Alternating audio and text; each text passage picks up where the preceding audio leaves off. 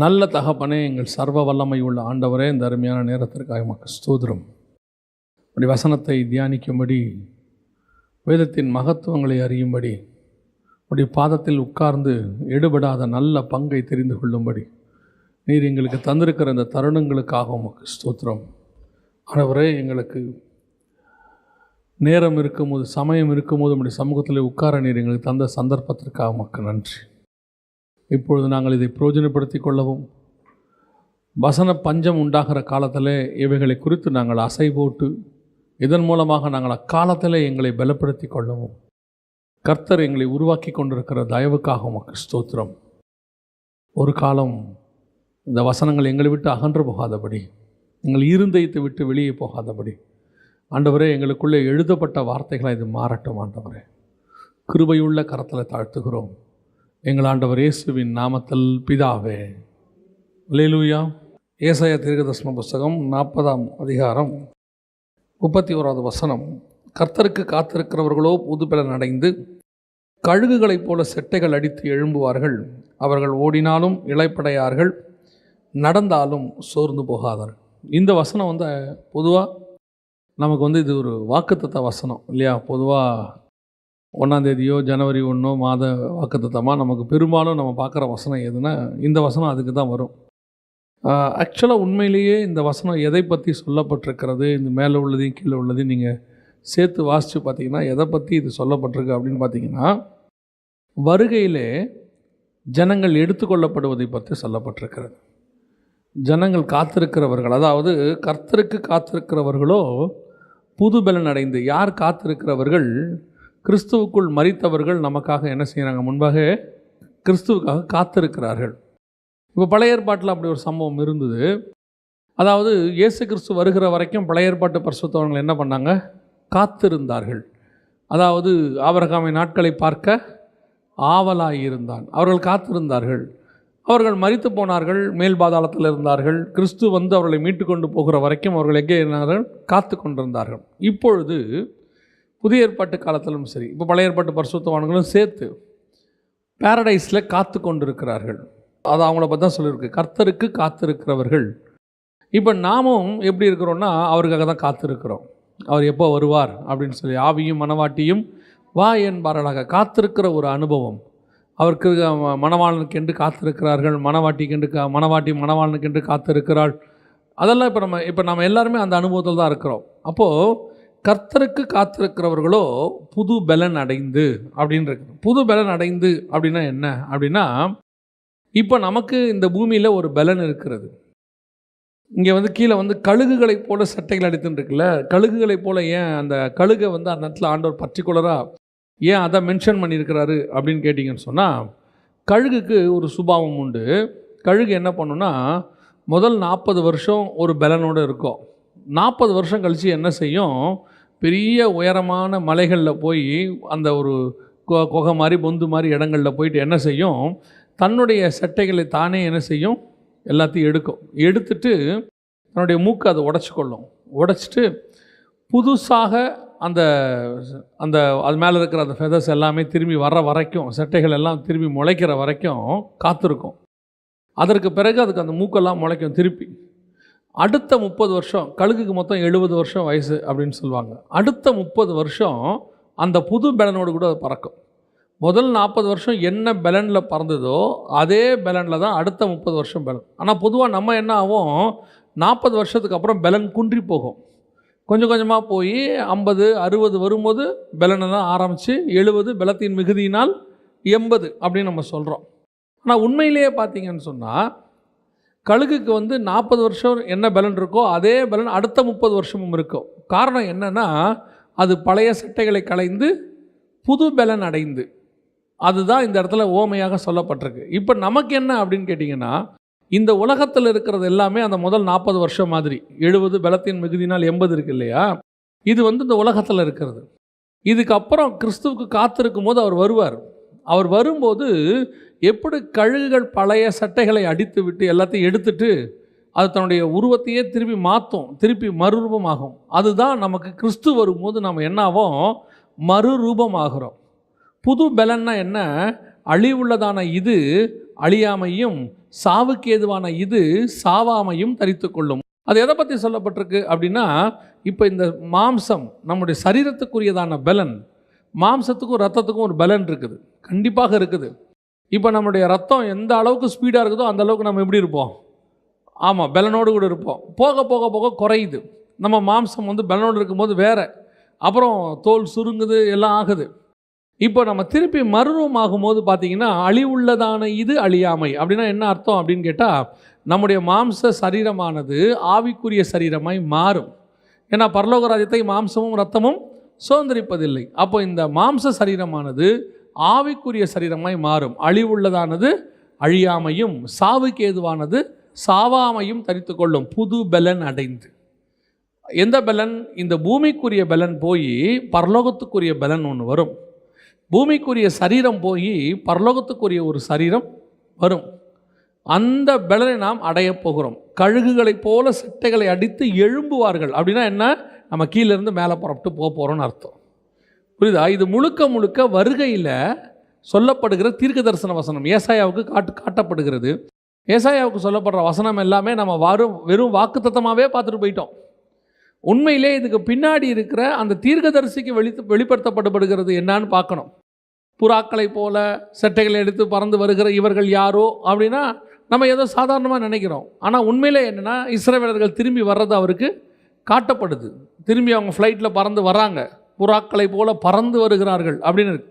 அதைத்தான் நான் உங்களுக்கு சொல்கிறேன். இந்த வசனத்தின்படி, இந்த ஏசாயா 40:31 படி, இந்த கழுகுகளை போல செட்டைகளை அடித்து எழும்புவார்கள் அப்படின்னா, கிறிஸ்து வரும்போது நம்முடைய ஆத்மாவானது பூமியை விட்டு கிளம்பி போகும், எழும்பும். எப்படி எழும்பும்? பழைய காரியங்களை கலைந்து விட்டு புது பலன் அடைந்து, மரணத்துக்கு ஏதுவான பலனை விட்டு நித்திய ஜீவனுக்கு ஏதுவான பலனை பெற்றுக்கொள்ளும். மாம்ச சாயலை தரித்து மண்ணான சாயலை விடுத்து விண்ணக சாயலை அடையும் பவுல் எழுதுகிறார். அப்போ நாம் இதுக்கு தான் காத்திருக்கிறவர்களாக இருக்கிறோம். இன்றைக்கி நீங்கள் எதுக்கு காத்திருக்கிறோங்கிறது தான் ரொம்ப முக்கியம். நம்ம இந்த வசனத்தினுடைய இன்னும் அடுத்த பகுதியை பார்க்க போகிறோம். அதான் ரொம்ப நம்முடைய முக்கியமான செய்தி. ஆனால் உண்மையிலே இந்த வசனம் என்ன? வாக்குத்தத்த வசனமானா இதுவும் ஒரு வகையான வாக்குத்தத்தம். எந்த வாக்குத்தத்தம்? கீழானைகள் அல்ல, மேலான வாக்குத்தத்தம். புது பலன் அடைந்து, நம்ம நிறைய பேர் வியாதியிலிருந்து புது பலன் அடைவோம்னு நினைக்கிறோம். அது வாக்குத்தத்தமாக வச்சுக்கலாம், தப்பு கிடையாது. ஆனால் இதனுடைய உண்மையான சாராம்சம் என்ன? நீங்களும் நானும் பரலோகத்துக்குரிய பலனை அடைய போகிறோம், பரலோகத்துக்குரிய சரீரத்தை அடைய போகிறோம். பழையவைகள் எல்லாம் ஒழிந்து போயின, எல்லாம் புதிதாயின. அதனுடைய அர்த்தம் தான் என்ன? இது புதிய காரியத்தை தரித்து கொள்ள போகிறது. அப்படிப்பட்ட ஜனங்கள் பூமியில் இருக்கும்போது எப்படி இருப்பார்கள்? இப்படி ஒரு காத்திருக்கிற ஜனங்கள், எப்படி காத்திருக்கிற ஜனங்கள்? புது பலன் அடைவதற்கு, எழும்பி போவதற்கு. கிறிஸ்துவுக்குள்ளாக மரித்தவர்கள் முதலாவது எழும்புவார்கள், பின்பு உயிரோடு இருக்கிற நாமும் அவருக்கு எதிர்கொண்டு போவோம். அப்போ இதுக்கெல்லாம் காத்திருக்கிற நாம, புது பலன் அடைய போகிற நாம எப்படிப்பட்டவங்களா இருக்கணும் அப்படின்னாலும் அதான் இன்றைக்கி ரொம்ப முக்கியம். அவர்கள் ஓடினாலும் இளைப்படையார்கள், நடந்தாலும் சோர்வடையார்கள். இந்த வசனம் ஒரு நாள் நாங்கள் ஊழியக்காரங்க சேர்ந்து ஜோம் பண்ணிகிட்டு இருக்கும்போது, ஒரு ஊழியக்காரர் இந்த வசனத்தை சொல்லி ஜோம் பண்ணுறார், வேற ஒரு காரியத்துக்காக ஜோம் பண்ணுறார். அப்போ ஆவியானவர் அந்த வசனத்திலிருந்து ஒரு காரியத்தை உணர்த்துறாரு. நடக்கிறவர்கள் யார், ஓடுகிறவர்கள் யார்?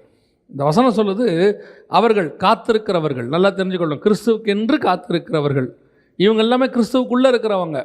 நல்லா தெரிஞ்சுக்கொள்ளணும், ஆவிக்குரிய வாழ்க்கையிலேயே, கிறிஸ்தவத்திலேயே கிறிஸ்துவுக்கு உள்ளே இருக்கிறவங்களும் இருக்கிறாங்க, கிறிஸ்துவுக்கு வெளியே இருக்கிறவங்களும் இருக்கிறாங்க. சபைக்குள்ளேயே தேவனுக்கு உகந்தவங்க ஒருத்தர் இருக்கிறாங்க, தேவனை உண்மையாய் பின்பற்றுகிற ஒரு கூட்டம் இருக்குது, பெயர் கிறிஸ்தவ கூட்டம் ஒன்று இருக்கிறது. நான் சொல்கிறது ஆவிக்குரிய சபைக்குள்ளேயே இருக்குது.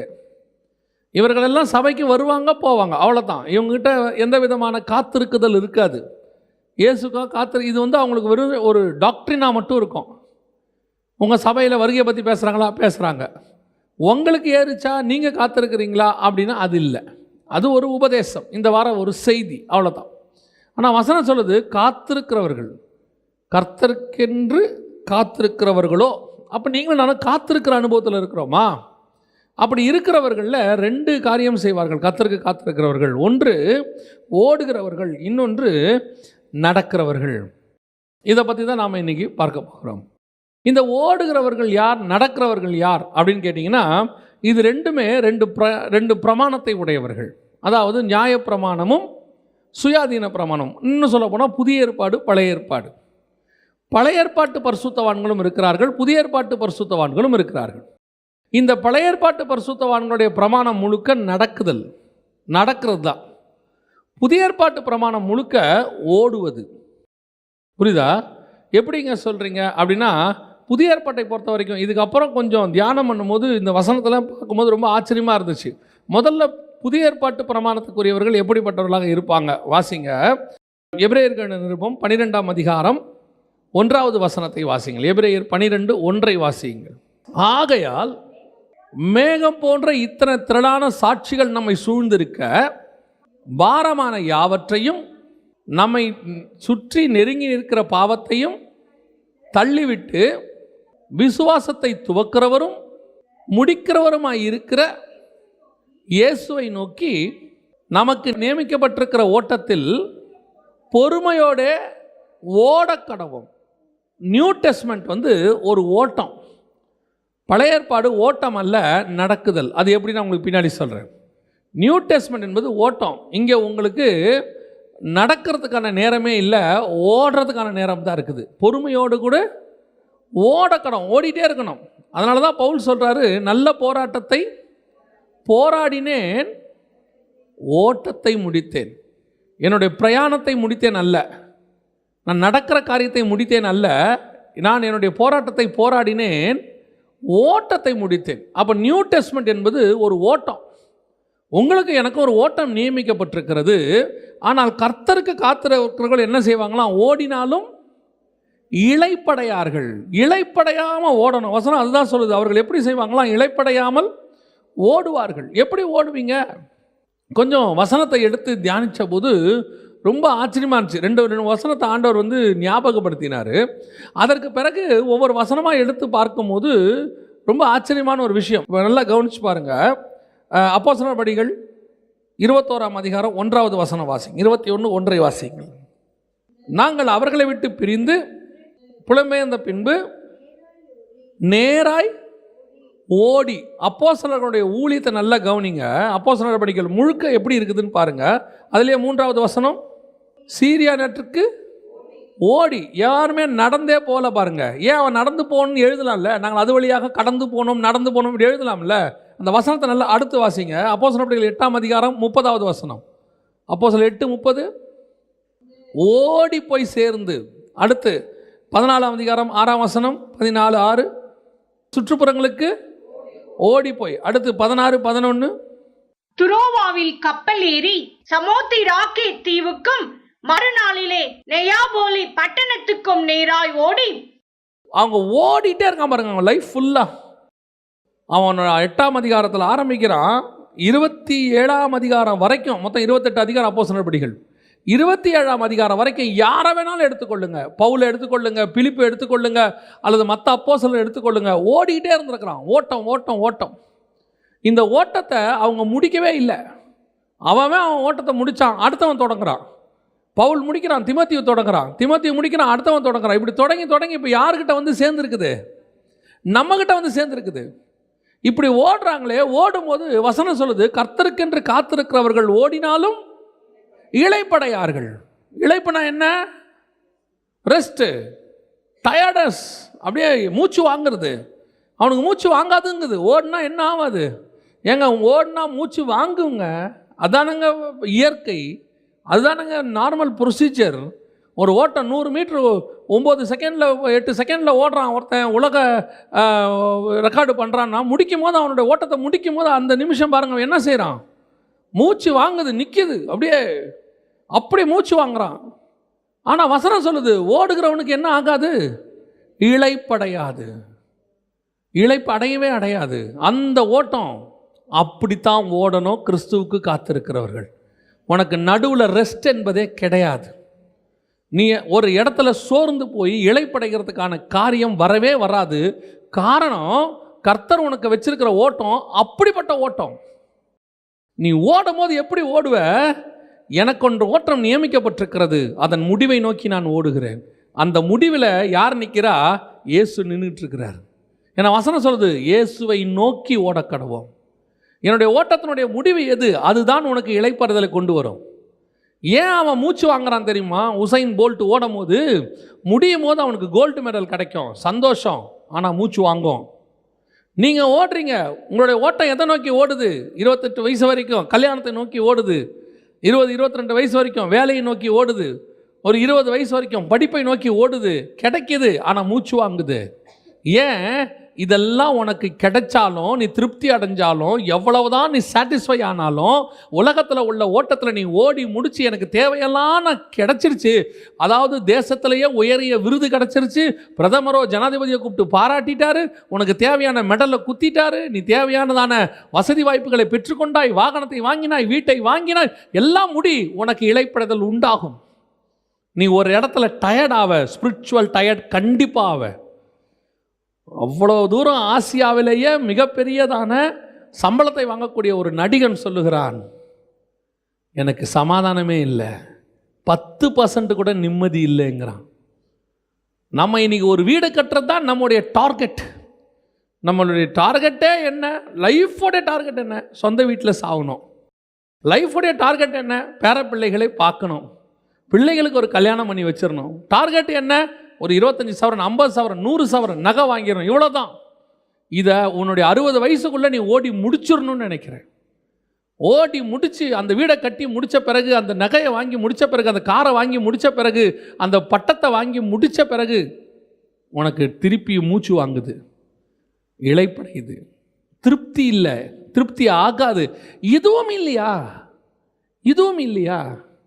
எபிரேயர் நிருபம் 11ஆம் அதிகாரம் 9, 10, 11 வாசிங்க. விசுவாசத்தினாலே அவன் வாக்குத்தத்தம் பண்ணப்பட்ட தேசத்திலே பரதேசியை போல சஞ்சரித்து அந்த வாக்குத்தத்தத்திற்கு உடன் சுதந்திரராகிய ஈசாக்கோடும் யாக்கோபோடும் கூடாரங்களிலே குடியிருந்தான். ஏனெனில் தேவன் தாமே கட்டி உண்டாக்கின அஸ்திபாரங்கள் உள்ள நகரத்துக்கு அவன் காத்திருந்தான்.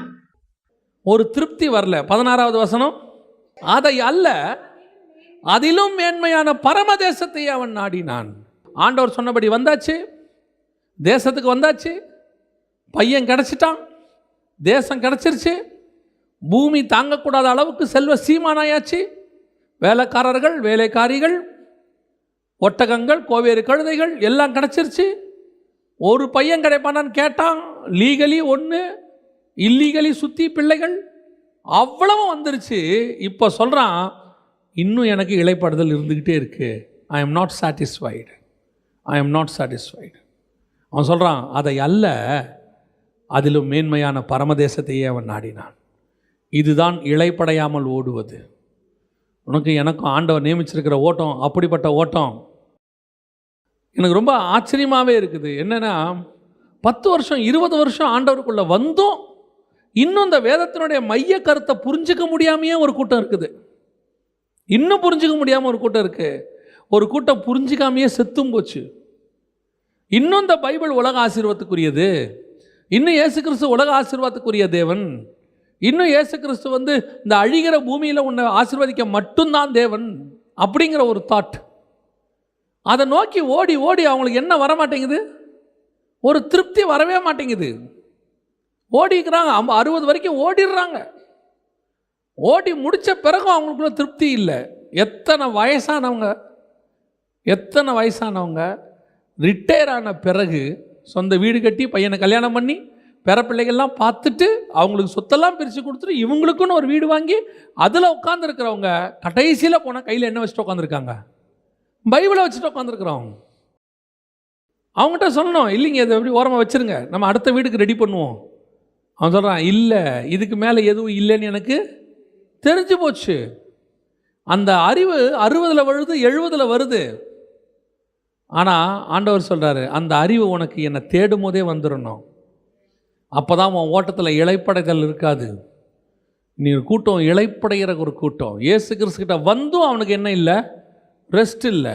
அதான் நான் சொல்லுவேன், இயேசுக்கிட்ட வந்து திருப்தி ஆகாமல் சாட்டிஸ்ஃபை ஆகாமல் போனவன் ஒருத்தன் யார் தான்? ஒரு ஐஸ்வர்யவான் மட்டும்தான். அவன் திருப்தி இல்லாமல் போனவன். இவங்க அத்தனை பேருமே இயேசுக்கிட்ட வந்துட்டு நித்திய ஜீவனை சுதந்திரிச்சிட்டாங்க. அவன் ஒருத்தன் மட்டும்தான் நித்திய ஜீவனை சுதந்திரிக்காமல் போயிட்டான். ஏன்னா அவனால் உலகத்தை விட்டுட்டு என்ன செய்ய முடியல, வர முடியல. இன்றைக்கி அப்படி தான் இருக்குது. ஆண்டவர் சொல்கிறார். அப்போஸ்தலருடைய இந்த ஊழியத்தை அப்படியே வாசிக்கிட்டே வந்தோம். அவன் ஓடுறான் ஓடிட்டே இருக்கிறான். ஏன் ஆவியானவர் அவர்கள் ஓடி அவன் நடந்தால் ஓடின்னு எழுதாதில்லை பைபிள். நடந்தால் அவன் ஓடினார்கள்னு எழுதாதில்லை. அவன் ஓடினா தானே ஓடணுன்னு எழுதும். அப்போ ஏன் இவன் ஓடிட்டே இருந்திருக்கிறான்? நீங்கள் பாருங்கள், நம்ம பொதுவாக ஒரு ட்ரெயின் பிடிக்கணுன்னா பார்த்துருக்கீங்களா? கணவன் மனைவி புறப்பட்டு போவாங்க வீட்டிலேருந்து. பொதுவாக இவங்க போகும்போது லேட் ஆகிடுச்சுன்னா ஒரு விதமான டென்ஷன் நமக்குள்ளே இருந்துகிட்டே இருக்கும். அங்கே ட்ரெயின் லேட் ஆகிட்டாலும் நமக்கு தெரியாது. ஆனால் நம்ம என்னவாக இருப்போம், டென்ஷனாக இருப்போம்.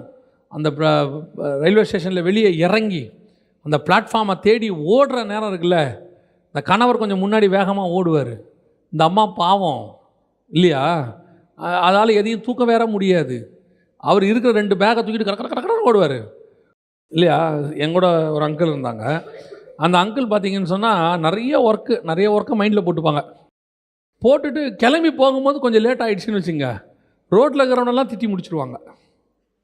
குறுக்கால வரான் பார், நேராக வரான் பார், நரகத்துக்கு போகிறவன் பார், இப்படியே சொல்லிகிட்டே வருவாங்க, திட்டிகிட்டே வருவாங்க. சரி ஓகே ரைட்டு போயிட்டோம். போனால் இவர் வேகமாக எழுந்து வரும், வா சீக்கிரம் வா. அந்த ட்ரெயின் நம்ம கண்ணுக்கு தெரியும். அதுக்கப்புறம் வேகம் இன்னும் ஆகும். ஏன்னா அனௌன்ஸ்மெண்ட் கொடுப்பான், இன்னும் சற்று நேரத்தில் புறப்பட போகிறது. கிட்டுன்னு ஓடி. இதே மாதிரி லைஃப் லாங் இருந்தால் எப்படி இருக்கும்? லைஃப் லாங் இப்படியே வேலைக்கும் காலையில் கிட்டுன்னு ஓடி ப்ரெஷர் ஏறி இருக்கு பாருங்க. ஏறினவங்க தானே சொல்ல முடியும், இல்லாதவங்கள சொல்ல முடியும் இல்லையா? இல்லை நம்ம என்ன விரும்புகிறோம்? ஒரு பீஸ்ஃபுல்லாக ஒரு 10 நிமிஷம் முன்னாடி போய் உட்காந்துக்கணும். அப்போ தான் நமக்கு என்னவாக இருக்குது, பீஸ்ஃபுல்லாக இருக்கும். சிலர்லாம் பார்த்தீங்கன்னு சொன்னால் 11 மணிக்கு ஃப்ளைட்டுன்னா 9 மணிக்கே உள்ளே உட்காந்துருப்பேன். இப்படி நான் பார்த்துருக்குறேன். இந்த வேகமாக ஏதோ ஒரு நாள் ஓடுகிற நமக்கே இவ்வளோ பரபரப்பாக இருக்குது. அடுத்த தடவை தீர்மானிக்கிறோம், இப்படி நம்ம போகக்கூடாது, கொஞ்சம் முன்னாடியே வந்துடணும். ஆனால் இவன் வாழ்நாள் முழுக்க என்ன பண்ணியிருக்கிறான்? ஓடிட்டே இருக்கான். அப்போ இந்த ஓட்டத்துக்கு பின்னாடி ஏன் ஆவியானவர் ஓடின்னு வச்சிருக்கிறாருன்னா, இவன் எப்படி இருந்தாலும் ஓடிக்கிட்டு தான் இருப்பான் இவன். ஏன்னா என்ன அர்த்தம்னா, என் கையில் ஒன்று கொடுக்கப்பட்டிருக்கிறது வேலை, இதை அவர் வரத்துக்குள்ளே நான் கொண்டு போய் சேர்த்துறணும் எல்லாருக்கும். எனக்கு நடக்கிறதுக்கு நேரம் இல்லை, எனக்கு ஓடுறதுக்கு தான் நேரம் இருக்குது. என் கையில் இருக்கிற காஸ்பல், என் கையில் சபை ஸ்தாபிக்கப்பட வேண்டியிருக்கு, உலகத்துக்கே நான் சுவிசேஷம் சொல்ல வேண்டி இருக்குது. அந்த பொறுப்பு முதலாவது அப்போஸ்தலர் கையில் இருந்துச்சு. அவன் நினைக்கிறான், நான் நடந்தானா வேலைக்காகாது, நான் ஓடிட்டு தான் இருக்கணும். நான் ஓடினா தான் இதை கொண்டு போய் சேர்க்க முடியும். ஓடுறான் பாருங்க. அந்த ஓட்டத்தை கர்த்தர் உங்களுக்கு எனக்கு இன்னைக்கு நியமிச்சிருக்கிறார். இன்னைக்கு இருக்கிற குரூப் எப்படி இருக்குது? கையில் இருக்கு. அதாவது நான் சொல்கிறது நல்லா தெரிஞ்சுக்கொள்ளுங்க. மோட் ஆஃப் மீடியமை பற்றி நான் பேசலை. அன்றைக்கி அவங்க நேரில் போய் சொன்னாங்க, அதனால் ஓடினாங்க. இன்றைக்கி தான் நம்ம என்ன செய்கிறோம், யூடியூப்பில் பேசுகிறோம், ஃபேஸ்புக்கில் பேசுகிறோம். அதனால் நம்மளும் இவ்வளோ பரபரப்பாக இருக்கணுமா? நான் பரபரப்புன்னு சொல்கிறது ஃபிசிக்கலி இல்லை, ஸ்பிரிச்சுவலி. என் கையில் ஒரு பொறுப்பு இருக்கிறது. எனக்கு எவ்வளோ வயசுன்னு எனக்கு தெரியாது, இயேசு எப்போ வருவாருன்னு தெரியாது. அவர் வருவதற்குள்ளாகவோ அல்லது நான் மரிப்பதற்குள்ளாகவோ எனக்கு கொடுக்கப்பட்ட வேலையை நான் முடித்துவிட்டு மேலே போக வேண்டும்.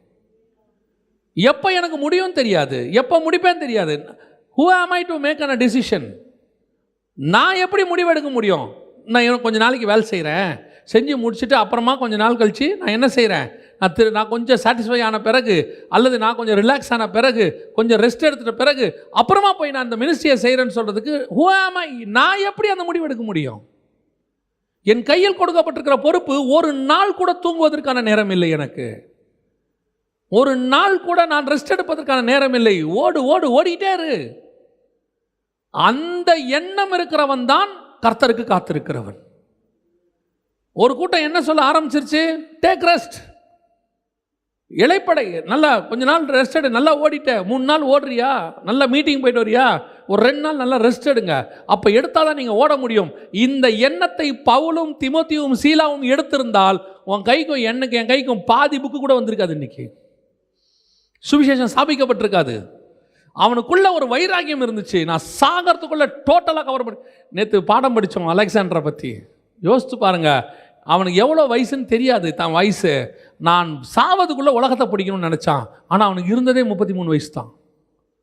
33 வயசுக்குள்ளே 70% உலகத்தை பிடிச்சிட்டான்.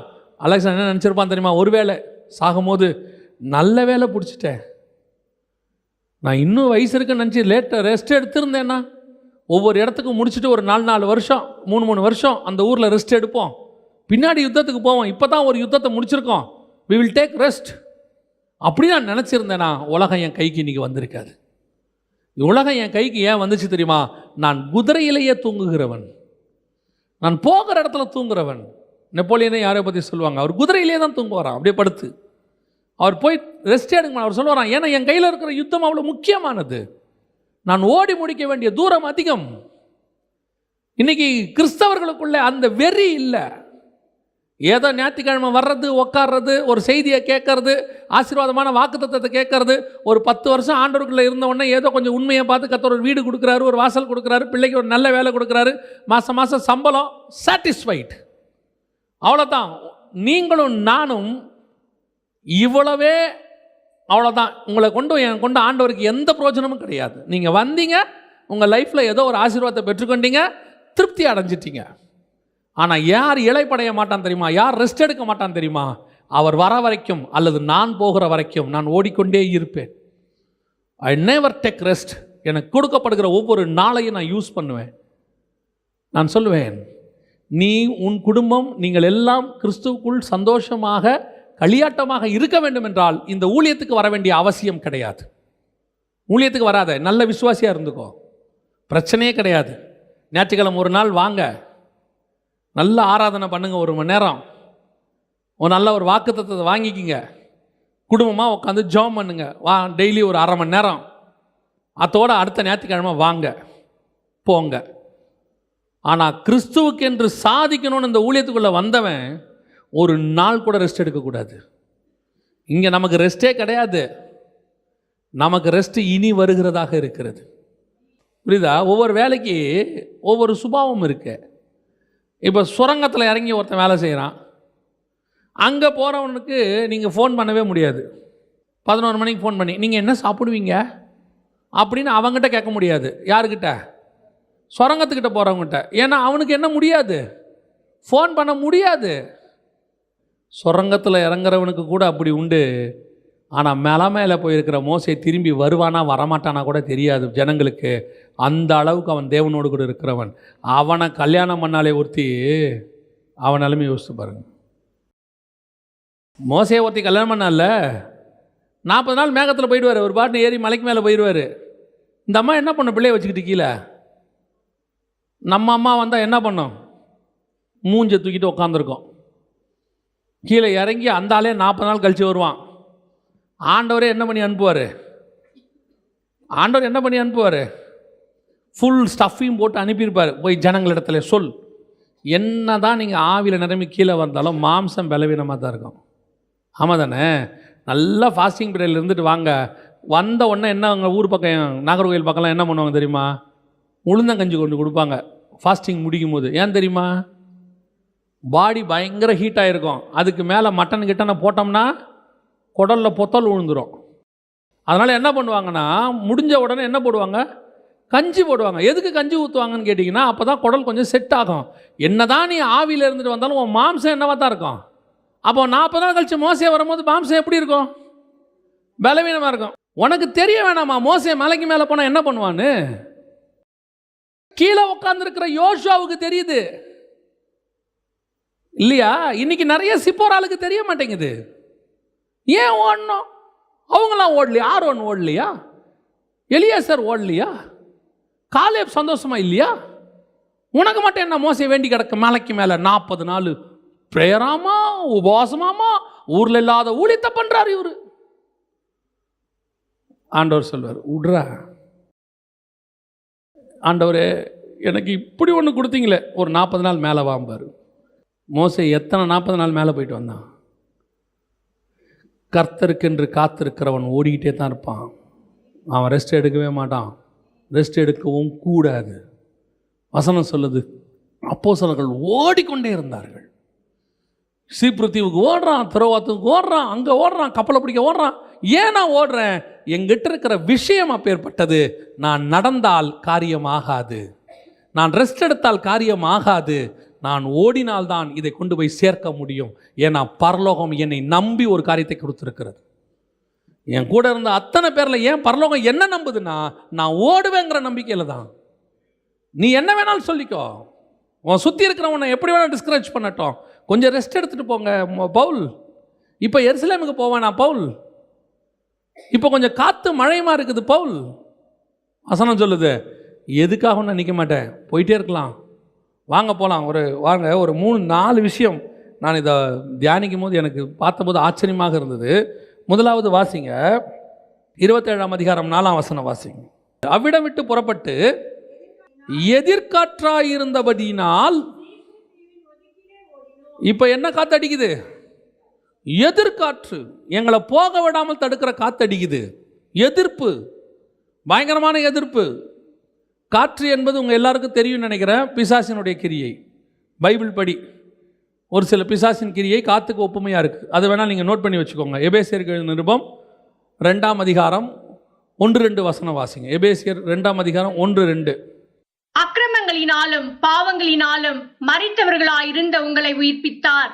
அவைகளில் நீங்கள் முற்காலத்திலே இவ்வுலக வழக்கத்திற்கேற்றபடியாகவும் கீழ்ப்படியாமையின் பிள்ளைகளிடத்தில் இப்பொழுது கிரியை செய்கிற ஆகாயத்து அதிகார பிரபுவாகிய ஆவிக்கேற்றபடியாகவும் நடந்து கொண்டீர்கள்.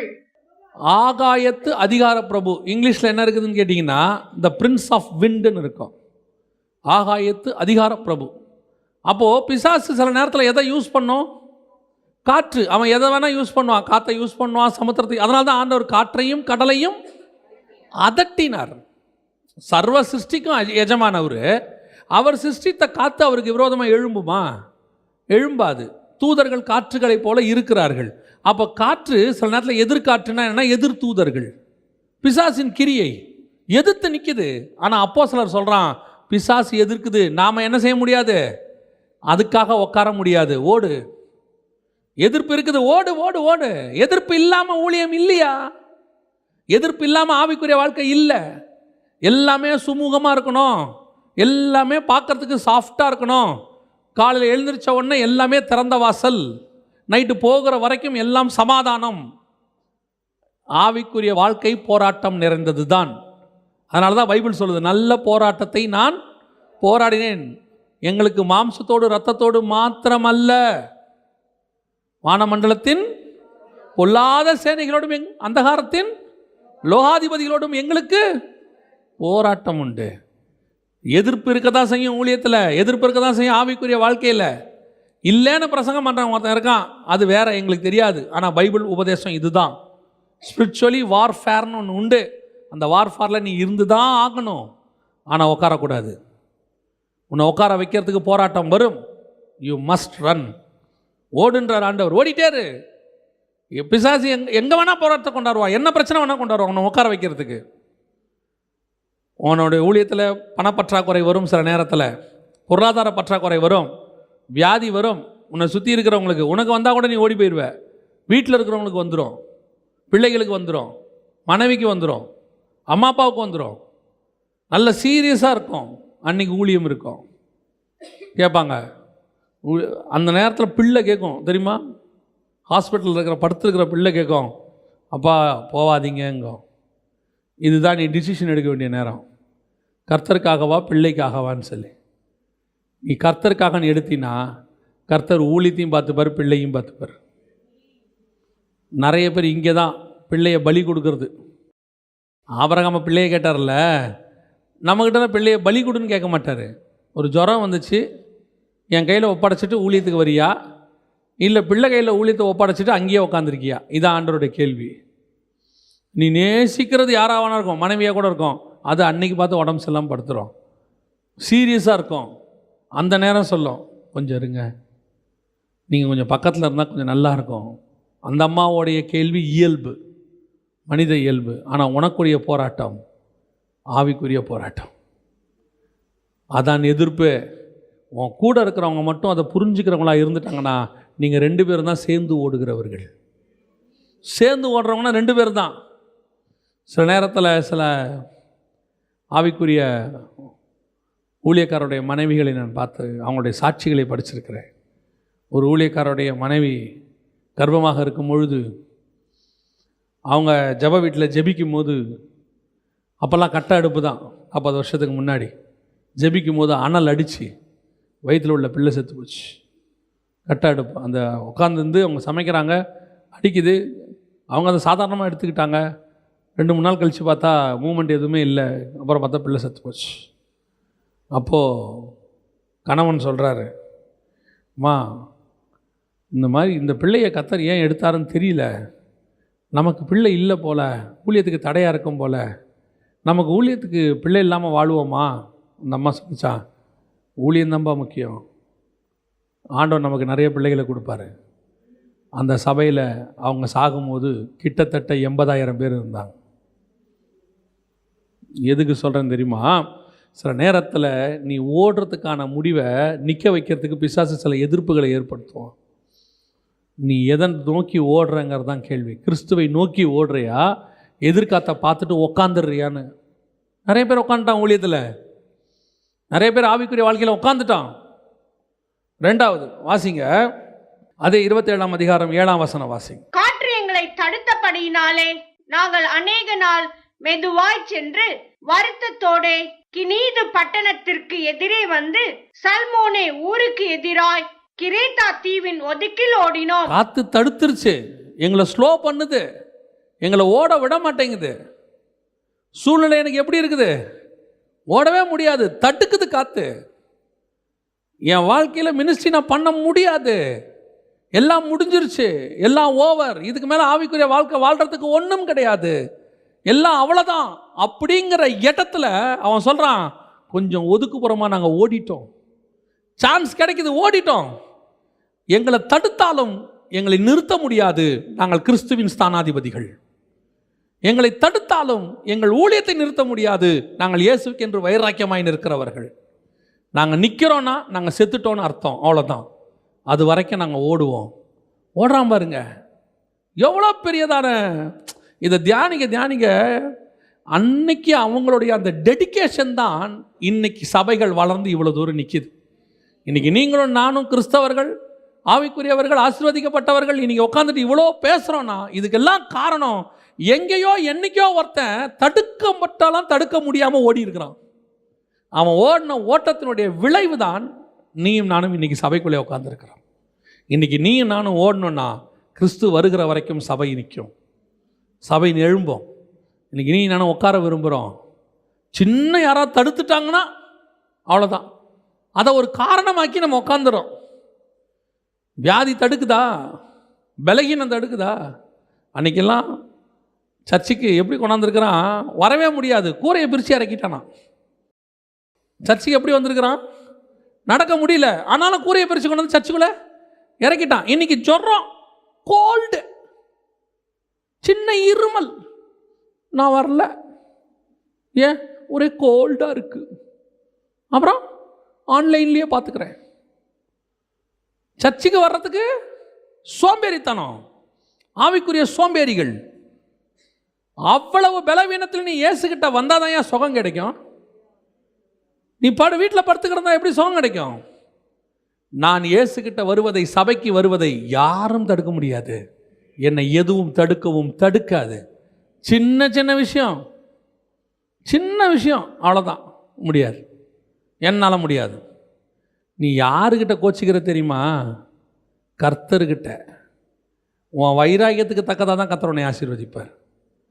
அவன் அந்த அளவுக்கு ஓடினதுனால தான் இன்றைக்கி அவனை பற்றி நம்ம பேசிகிட்டு இருக்கோம் 2000 வருஷம் கழிச்சு. நீ கொஞ்சம் சொனங்கினா நீ மறக்கப்பட்டுருவ, உன்னை பற்றி மறக்கப்பட்டே போயிடும், நீ நினைவு கூறவே பட மாட்டேன். அன்னைக்கு அவன் ஓட்டின ஓட்டத்தினால தான் நம்ம இன்றைக்கி என்ன செஞ்சிட்ருக்கோம்? அவன் ஓடினான்னு இன்றைக்கி அவனை பற்றி நம்ம பேசிக்கிட்டு இருக்கிறோம். நீ கொஞ்சம் சோம்பேறித்தனமாக இருந்த நீ மறக்கப்பட்ட லிஸ்ட்டில் வந்துடுவ. 3வது வாசிங்க, 27:13 வாசிங்க. தென்றல் மெதுவாய் அடித்தபடியால் தாங்கள் கோரினது கைகூடி வந்ததென்று எண்ணி அவ்விடம் விட்டு பெயர்ந்து கிரேத்தா தீவுக்கு அருகாக ஓடினார்கள். இப்போ எனக்கு எல்லாமே நார்மலாக இருக்கு, எல்லாம் கைக்குடி வந்திருக்கு, தென்றல் வீசுது, மைல்டாக இருக்கு, ரொம்ப பீஸ்ஃபுல்லாக இருக்கு, அதனாலையும் நான் ஸ்லோவாக மாட்டேன். சிலர் எல்லாமே பீஸ்ஃபுல்லாக இருந்தால் என்ன ஆகிடுவான், கொஞ்சம் ரெஸ்ட் எடுக்கலாங்க, அப்போ தான் கஷ்டப்பட்டோம், இப்போ நம்ம நல்லா இருக்கு, இப்போ நம்ம என்ன பண்ணலாம். நிறைய பேர்கிட்ட ஆவிக்குரிய குடும்பத்தில் இன்னும் சொல்ல போனால் கிறிஸ்தவங்ககிட்ட இருக்கிற மிகப்பெரிய ட்ராபேக் என்னென்னா, உபத்திரவத்தில் இருக்கிற வைராக்கியம் ஆசீர்வாதத்தில் இருக்காது. நான் சொல்கிறது புரியுதா? உபத்திரவப்படும் போது எல்லா மீட்டிங்க்கும் வருவாங்க, ஃபாஸ்டிங் ப்ரேயருக்கு வருவாங்க, ஏதோ சின்ன ப்ரேயர் வச்சா வருவாங்க, எப்படியாவது எங்கள் பிரச்சனை மாறணும், ஜோம் பண்ணுங்க, கரெக்டாக வருவாங்க, ஓடி வருவாங்க, டயத்துக்கு வருவாங்க. இவங்க இவ்வளோ உண்மையாக இருக்கிறாங்களேன்னு கர்த்தர் என்ன பண்ணுவார், அவங்கள ஆசீர்வதிப்பார். ஆசீர்வதித்து ஒரு 2 வீலர் கொடுப்பார். அதற்கு பிறகு 5 நிமிஷம் லேட்டு தான். காரணம் நான் இல்லை, டிராஃபிக். அப்புறம் ஆண்டவர் ஆசீர்வதித்து 2 பிள்ளையை கொடுப்பார். ஸோ ஒரு 2 வீலரில் 2 பிள்ளை வர முடியாது, கணவன் மனைவி 4 பேர் வர முடியாது. அப்போது ஆண்டவரே நாங்கள் குடும்பமாய் தேவனை ஆராதிக்க வேண்டும், நாங்கள் இவ்வளோ பாடுகள் மத்தியில் போகிறோம், எங்களுக்கு உடனே ஆண்டவர் சரி ஒரு கார் கொடுப்போம். 1/2 மணி நேரம் லேட்டு. ஏன் லேட்டு? பயங்கர டிராஃபிக். தென்றல் நல்லா வீசுது, கயிறு அனுகூலமாக இருக்குது, சந்தோஷமாக இருக்குது, மைல்டாக இருக்கு. இப்போ அடுத்து அவன் சொல்கிறான், எவ்வளவு பீஸ்ஃபுல்லாக இருந்தாலும் என் ஓட்டம் மட்டும் நிற்கவே நிற்காது, நான் ஓடுற ஸ்பீடு குறையவே குறையாது. அவன் சொல்கிறான், அவ்வளோதான். கடைசியாக வாசிங்களேன், 27:40 வாசிங்க. 40. நங்கூரங்களை அறுத்து கடலிலே விட்டு சுக்கான்களுடைய கட்டுகளை தளர விட்டு பெரும்பாயை காற்று முகமாய் விரித்து கரைக்கு நேராய் ஓடி. யாருங்க, எல்லாம் போச்சு, உடஞ்சிருச்சு, கப்பல் முடிஞ்சு, எல்லாம் ஓவர். இப்பவும் சொல்கிறான், இப்போ நம்ம எங்கே ஓடணும்? கரைக்கு நேராக ஓடணும். இப்பவும் ஓடு. ஏங்க எல்லாமே முடிஞ்சு போச்சுங்க, எல்லாம் ஓவர், இதுக்கு மேலே போகிறதுக்கு ஒன்றுமே இல்லை. அவன் சொல்கிறான், இப்பவும் ஓடு. ஏன்? அந்த கரையில் கொஞ்சம் பேர் இருப்பான், அந்த கரையில் கொஞ்சம் பேரை சந்திக்க வேண்டியிருக்கு, அந்த கரையில் கொஞ்சம் ஒரு கிராமம் இருக்குது, அவனை சந்திக்கணும். நான் சாவரேனே இல்லையோ, நான் ஜீவனோடு இருக்கிற வரைக்கும் நான் ஓடிக்கொண்டே இருப்பேன். இந்த ஓட்டம்தான் இளைப்படையாத ஓட்டம். அவர்கள் ஓடினாலும் இளைப்படையார்கள்னு இருக்குது. என்ன அர்த்தம் அப்படின்னா, கர்த்தருக்கு காத்திருக்கிறவர்கள், அவருடைய வருகைக்கு காத்திருக்கிறவர்கள், அந்த பொறுப்பை பெற்றுக்கொண்டவர்கள் அவருக்காக எப்படி காத்திருப்பாங்கன்னா, வெறும் சும்மா காத்திருக்க மாட்டாங்க, ஓடினாலும் இளைப்படையாமல் காத்திருப்பார்கள். யூ மஸ்ட் ரன், ஓடிக்கிட்டே இருக்கணும், ஆண்டவரை நோக்கி ஓடணும், ஆண்டவர்கிட்ட கேட்கணும், இன்னும் ஓடணும் ஆண்டவரே, இன்னும் ஓடணும் ஆண்டவரே.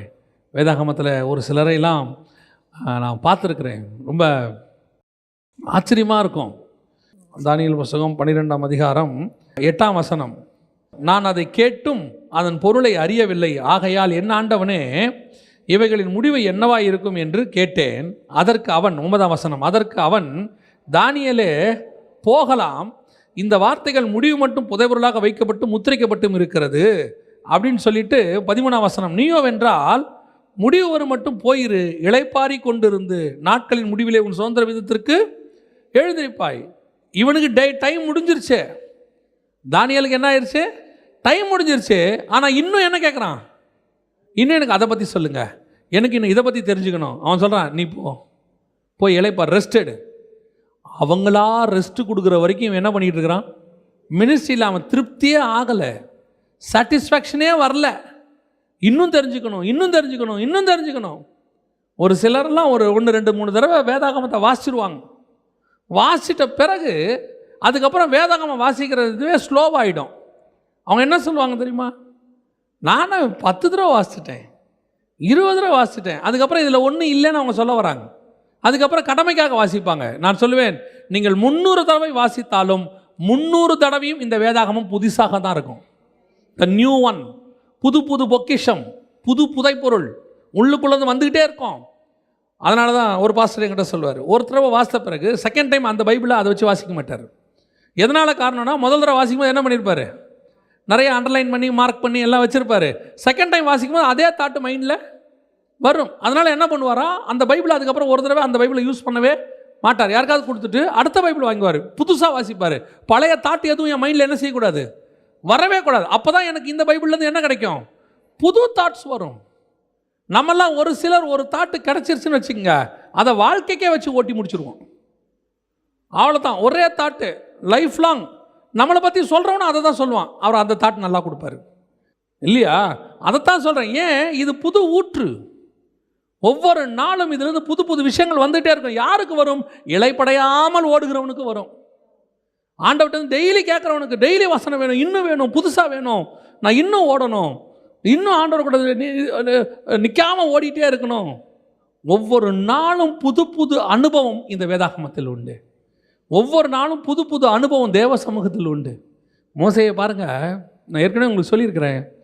முச்செடியில் பார்த்த மகிமை நம்ம வாழ்நாளுக்கே கிடைக்காத மகிமை. ஆனால் அவன் அதில் திருப்தியே ஆகலை.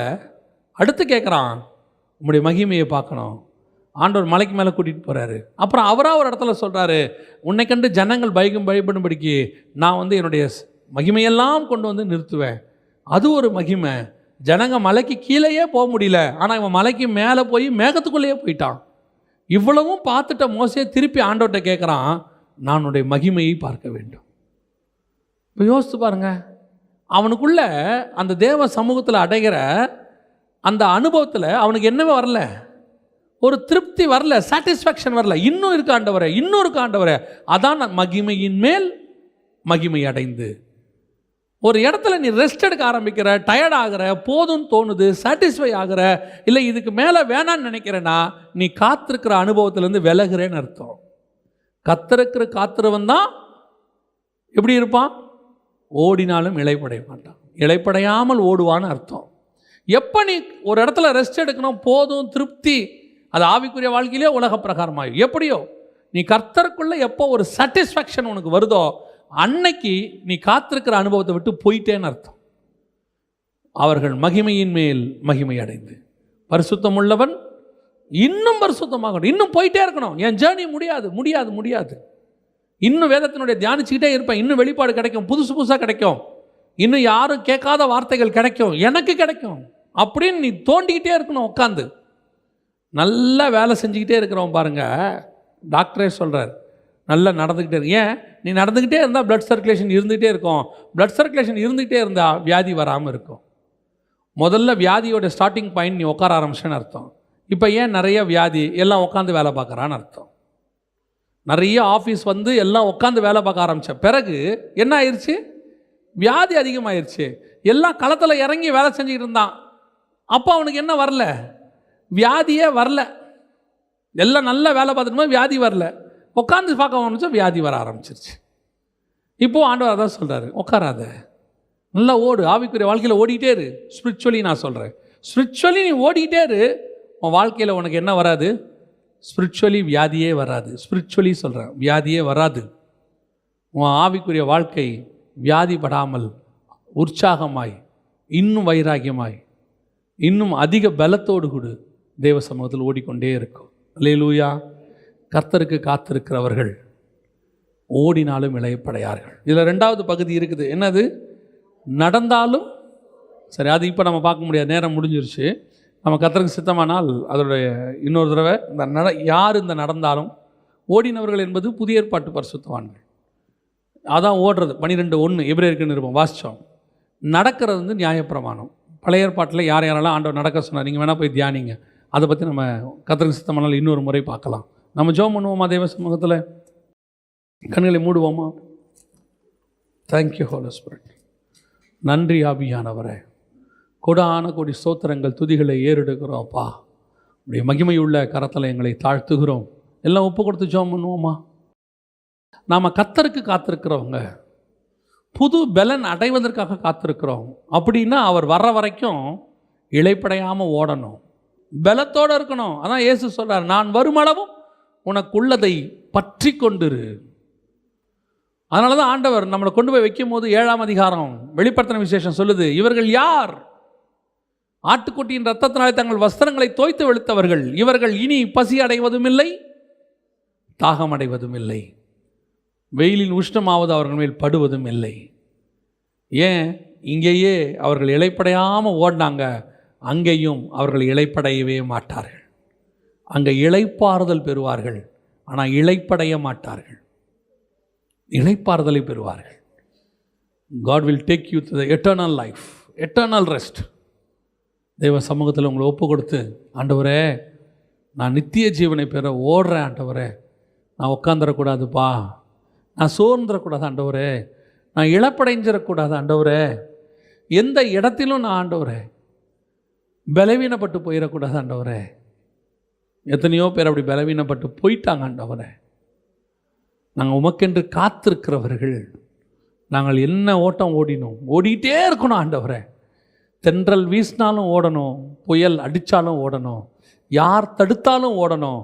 எதுவுமே இல்லை மரணம்தான்னு நிர்ணயம் பண்ணாலும் நான் கரையை நோக்கி ஓடுவேன். அந்த கரையில் கொஞ்சம் பேர் இருக்கிறாங்க, அவங்கள சந்திச்சுட்டு நான் சாவேன். பாம்பு கடித்தாலும் நான் ஓடுவேன். அதனால தான் பவுல் சொல்கிறான், பசியோ பஞ்சமோ பட்டயமோ நிர்வாணமோ நாசமோசமோ கிறிஸ்துவின் அன்பை விட்டு என்னை பிரிப்பவன் யார்? ஏன் அந்த அன்பு என்னை ஓட வச்சுக்கிட்டே இருக்குது. இயேசுவை நோக்கி ஓட கடவோம். ஓடிக்கிட்டே இருக்கோம், இயேசுவை நோக்கி ஓடு. You never take rest. நீ எங்கேயாவது ஒரு இடத்துல ஒரு திருப்தி உனக்கு வருதுன்னா நீ காத்திருக்கிற அனுபவத்தை விட்டு போறேன்னு அர்த்தம். ஆவிக்குரிய வாழ்க்கையில் கூட சொல்கிறேன், நான் ஊழியத்தில் மட்டும் சொல்ல, ஆவிக்குரிய வாழ்க்கையிலையும் சொல்கிறேன். ஆண்டவர் உனக்கு எல்லாம் உன்னை சுற்றிலும் அமைதலாக வச்சுட்டாரு. சாலமோன் காலத்தில் எல்லாம் அமைதலாக இருந்தது. சாலமோனுக்கு வீழ்ச்சி வந்தது. யுத்தம் பண்ணிக்கிட்டே இருந்த தாவீது விழாமல் இருந்தான். உப்பரைக்கின் மேல் இளைப்பாற கொண்ட கொஞ்சம் நடந்தான், வீழ்ச்சி வந்துருச்சு. நடந்துக்கிட்டே இருக்கிற வரைக்கும் உனக்கு வீழ்ச்சி வராது. ஓடிக்கிட்டே இரு, ஓடிக்கிட்டே இரு. அவன் நடந்தான் பழைய ஏற்பாட்டில், புதிய ஏற்பாட்டில் நீ ஓடு. ஏன்னா அவன் கையிலையும் என் கையிலையும் கொடுத்துருக்கிற பொறுப்பு அப்பேற்பட்டது. நடந்தான் அது போய் சேர முடியாது, நடந்தால் போய் சேர முடியாது, ஓடினா தான் சேர முடியும். நம்ம ஜெபிக்க போகிறோம். ஆண்டவர் சமூகத்தில் ஒப்பு கொடுக்க விரும்புகிறவங்க ஒப்பு கொடுத்து, ஆண்டவரே நான் ஓட தொடங்குகிறேன் ஆண்டவரே, என் ஓட்டம் நல்ல ஓட்டமாக இருக்கட்டும், போராட்டம் நேர்ந்த ஓட்டம்தான், ஆனால் நான் ஓடுவேன் ஆண்டவரே, என்னை எதுவுமே தடுக்காது. ஒப்பு கொடுப்போமா? எங்கள் சர்வ வல்லமை உள்ள தகப்பனே, செபித்து கொண்டிருக்கிற ஒவ்வொருத்தருக்காக நான் செபிக்கிறேனப்பா. மகிமை உள்ள கரத்தில் தாழ்த்துகிறோம். எங்களுக்கு நியமித்தப்பட்ட ஓட்டத்தில் நாங்கள் முடிவு பரியந்தம் ஓட கிருபை பாராட்டும். எதுவும் எங்களை தடுக்காதபடி பாதுகாத்துக் கொள்ளும். மகிமையுள்ள கரத்தில் எங்களை தாழ்த்துகிறோம் ஆண்டவரே, எங்கள் ஆண்டவர் இயேசுவின் நாமத்தில் பிதாவே.